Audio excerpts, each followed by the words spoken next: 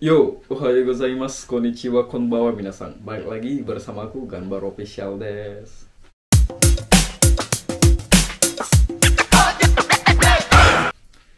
Oke, teman-teman, di era yang serba digital ini sudah pastinya ketika kita ingin belajar suatu bahasa, teman-teman, nah, kita bisa menggunakan teknologi AI ya, teman-teman.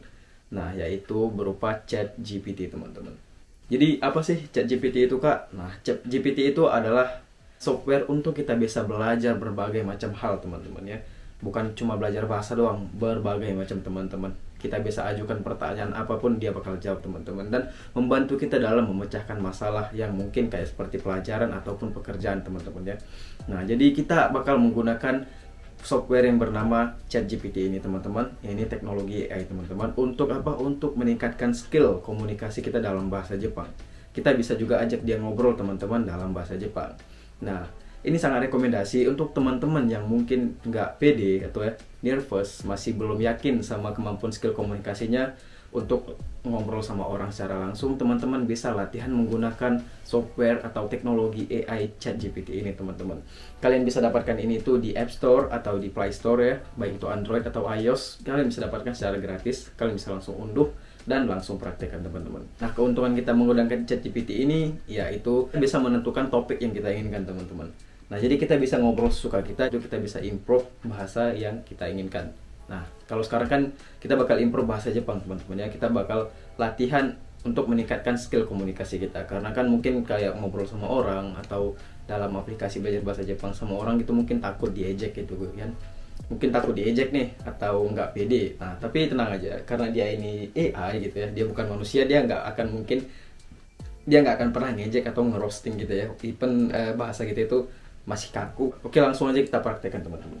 Nah, di sini aku udah install ChatGPT ya. Kalian bisa lihat seperti ini. Kalian bisa langsung aja ke Play Store atau App Store install. Nah, untuk kita mulai mengobrol dengan ChatGPT itu, aku sarankan pakai handphone aja ya, teman-teman. Kalau dari handphone itu gratis dan bisa langsung kita akses. Nah, ini langsung kalian bisa klik di sini. Nih, ada gambar seperti microphone ataupun speaker gitu, headset. Kalian klik yang headsetnya ini. Kurang lebih seperti ini nanti. Oke. Kita langsung ngomong. Hello. Hey, how's it going? Yeah, I'm good. So today I need your help to be my partner. So I want to practice my Japanese communication. So can you be my partner? Talk to me in Japanese. Of course, I'd be happy to be your practice partner. Let's dive into some Japanese conversation. What would you like to talk about? 実は来週はね、友達と東京に遊びに行くつもりなんですけど、でもなんかどこ行くかどうかはまだ決めてないし、なんか東京だけじゃなくて関東とかね、おすすめところとかありますか？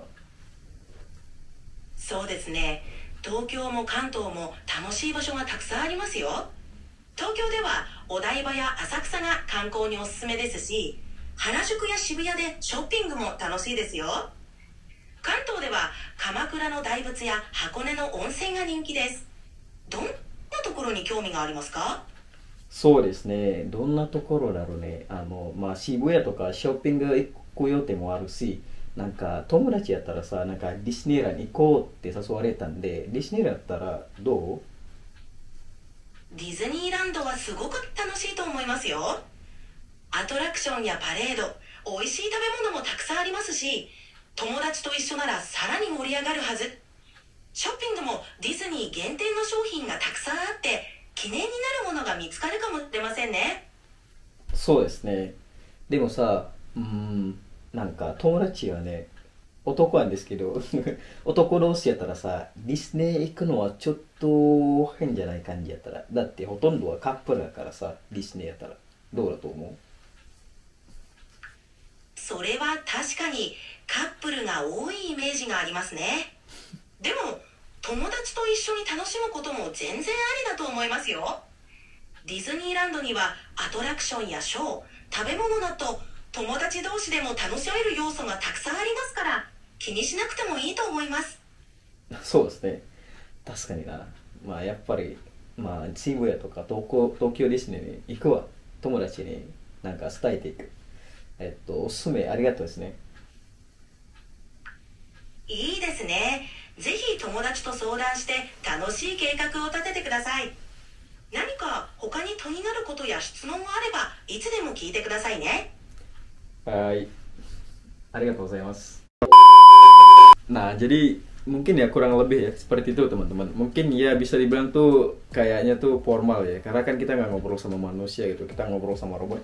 Tapi aku kurang tahu teman-teman ya, mungkin kita bisa ajak dia bicara secara kasual. Tadi aku udah coba secara kasual, dia ngomongnya kasual, tapi nadanya tuh masih kayak formal gitu, sopan banget gitu. Karena ya mungkin karena dia bukan manusia teman-teman. Tapi ya selagi bisa jadi apa ya, teman buat ngobrol ya, karena apa yang aku omongin dia ngerti ya kan, dan dia ngebalasnya tuh dengan ya aku minta rekomendasi tempat di Tokyo, ya dia langsung kasih rekomendasi gitu kan, kan enak. Dan dia tuh apa ya, nanya juga gitu kan, Tokyo ini bagus gini gitu.